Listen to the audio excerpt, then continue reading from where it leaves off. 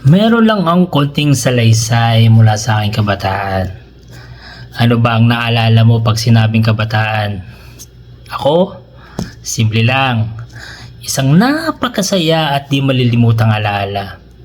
Napakasarap ng buhay natin nung tayo mga bata pa. Laro dito, laro doon. Wala tayong ibang iniisip kundi maglaro lamang. Doon tayo masaya eh. Doon ako kumpleto ang araw natin. Masasabi kong isa sa pinakamasayang era or pwedeng sabihing pinakamasayang panahon ay yung 90s. Agree ka ba? Noong dekada 90, iba ang takbo ng oras. Parang mas mabagal pero mas ramdam. Ang panahon ng dekada 90s ay isang natatanging yugto, parang tulay sa pag-ita ng simpleng pamumuhay at ng mabilis na pag-usbong ng makabagong teknolohiya. Noong 90s, ang saya hindi nasa screen, nasa kalsada. Ang kabataan ay puno ng galaw, tawanan at simpleng ligaya, lalo na pagdating sa mga laro. Sa isang karaniwang barangay, nagsisimula ang umaga sa tunog ng radyo, may balita, may kantang paulit-ulit, may mga boses ng announcer na parang kaibigan na rin ng buong pamilya. Gigising ang mga bata ng maaga para pumasok sa eskwela, may dalang bag na mas malaki pa sa likod nila. Sa loob ng classroom, may blackboard na itim o berde at chalk na laging nauubos. Ang mga guro may hawak na stick o ruler, hindi para manakit, kundi para paalalahanan tayo na makinig tayo sa kanila.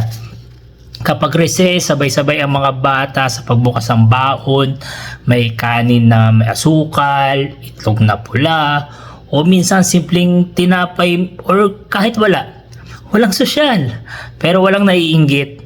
Ang malaga, may cashier, may nagbibigay, may nagtatawanan, may nagbubulungan tungkol sa crush, may nag-aabot ang slam book na puno ng tanong at sekreto. Batang 90s ka, uuwi ka ng pawi sa talikabok. Pero bawal magreklamo kasi masaya ka. Yung pagkatapos ng klase, bagsak ang bag tapos laro na agad sa labas. Sa hapon, doon talaga nagsisimula ang tunay na saya. Iniwan ang tsinelas sa gilid at nagtatakbuhan sa kalsada. May patintero sa gitna ng init, tumbang preso, gamit ang lata at taguan na umaabot hanggang dilim. Kapag napagod, uupo sa bangketa at maglalaro ng text or jolin. Seryoso umungha-mukha para may malalaking premyo. May luksong baka, agawang base, langit lupa at sipa. Larong hindi kailangan ng kuryente o gadget kundi lakas at samahan. Minsan may mga batang may yoyo o trumpo at lahat gustong makisubok. Kapag may bagong laruan ng isa, alam mo yun, parang pista na. Wala mang pera, mayaman man sa tawanan at kwento. Hanggang sa sumigaw na ating mga nanay at tatay, saka lang tayo uuwi. Sa loob naman ng bahay, isa lang ang telebisyon.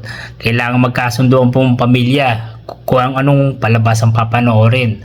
Karton sa umaga, balita sa gabi, o drama pagkatapos ng hapunan. Ang iba naman sa atin, nakikinood lang sa ating kapitbahay.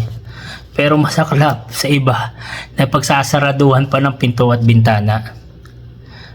Kapag may brownout, naglalabas ng kandila at lampara, doon lumalabas ang mga kwento ng matatanda, alamat, karanasan, at minsan pananakot pa para madaling matulog ang mga bata. Ang musika ay galing sa cassette tape. Kapag nasira ang tape, hahanap tayo ng lapis para ikutin, ibalik. Ang pelikula ay nasa VHS, inuupahan at paulit-ulit natin papanoodin para sulit ang renta. Sa huling bahagi ng 90s, may ilang pamilya nagkaroon ng computer. Malaki, mabagal, pero kahanga-hanga. May family computer, Nintendo, or Sega. Sila sa ating mga kapitbahay. At doon magtitipon ng bata para maglaro ng Mario, Contra, Trunk, at iba pa. Salitan, may limitasyon, at may sermon kapag napasarap. Ang komunikasyon noon ay mabagal pero makahulugan. May liham, may landline, at may paghihintay. Walang instant reply kaya mas pinahalaga ng bawat salita. Ang kilig ay nasa simpleng ngiti, sabay na pag-uwi, o sa lahat o sulat na itinatago sa libro.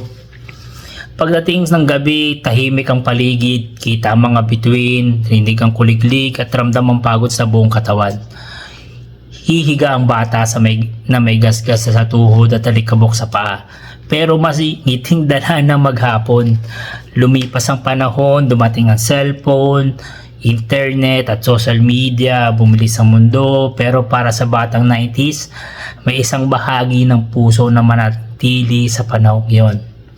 Panahong ang saya ay nasa labas ng bahay, ang kaibigan ay nasa tabi, at ang buhay ay simple pero totoo.